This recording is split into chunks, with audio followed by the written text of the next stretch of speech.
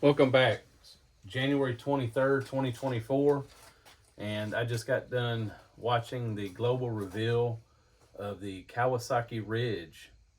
From the outside, looking at the videos, it really looks like it's going to be a direct competitor to maybe the Can-Am Commander, Polaris General, and the R-Max. Suspension numbers are a little disappointing at being around 12.7 inches. I know that's very similar, I believe, to the General, but the R-Max, of course, blows that kind of out the water.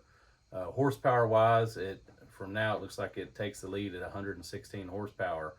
The fit and finish, from what you can see on the video, looks really good. Looks like it's got kind of a tall seat height, which is kind of disappointing a little bit, especially after I've been used to riding in a KRX. Kind of more used to the sportier machines. Of course, my older UTV is a Teryx 4, so that's kind of got that upright feel as well. This is my opinion. I'm going to put it out there early.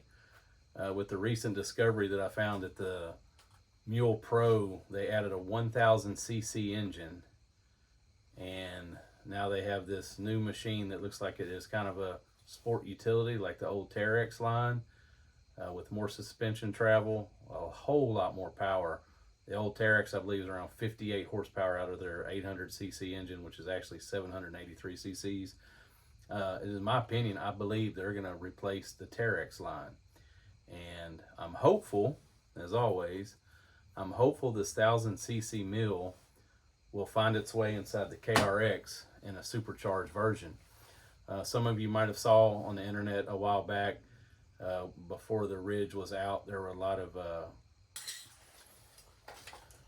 of blueprints and plans floating around the internet as far as patents, and a couple of the patents had several versions of a inline four-cylinder for Kawasaki, and if memory serves me correctly, several were a supercharged version. I think one had no intercooler and one or two had intercoolers. So that's kind of my speculation now, is that why would Kawasaki have a 116 horsepower sport utility model when their sport model is only listed at about 112 or 114, depending on what website you look at, as far as this one goes. So I'm really hopeful that maybe this new four-cylinder engine will find its way into the KRX in a supercharged or turbocharged version. As a lot of you may know, Kawasaki is known for supercharging other vehicles. They have supercharged jet skis, and of course they're known for having some of the fastest street bikes on the planet and factory trim. So anyway, that's my theory. The machine does look good. Of course, anytime something new comes out, you always have naysayers. You have people that are, going to bash it. Time will tell how well it does.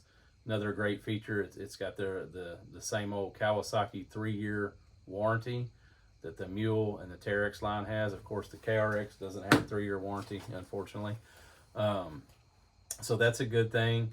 And then with the deluxe models having the HVAC and the windows, that's really neat too. Again, just from the videos, it looks like it's going to be a very high quality machine.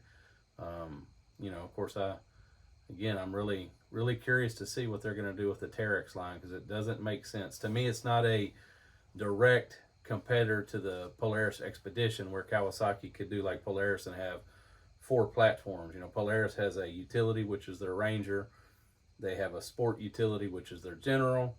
They have their Razor line, and of course now they added the Polaris Expedition. I don't think Kawasaki is going to do that because, like I said, I don't feel like this new Ridge is a direct competitor to that Polaris Expedition. It's my opinion that it really looks like it's going to compete with the R-Max. It's going to compete with the Polaris General and with the Can-Am Commander, is my theory. So I don't know. We'll see. Very curious. Can't wait to look at one in person. We've got a local dealer down here in Lamarck, Texas, that actually has a little area you can drive them on. They have some hills and whatnot. So hoping the interior noise from the motor, I know the motor said, they said the motor sounds good. Hopefully it's not overpowering as far as the noise level, because that's one thing about all these side-by-sides. They're all freaking noisy. But anyway, just wanted to throw that out there tonight. See how much how accurate my theory is in this. So Thanks for watching Texas Patriot Off-Road and Outdoors.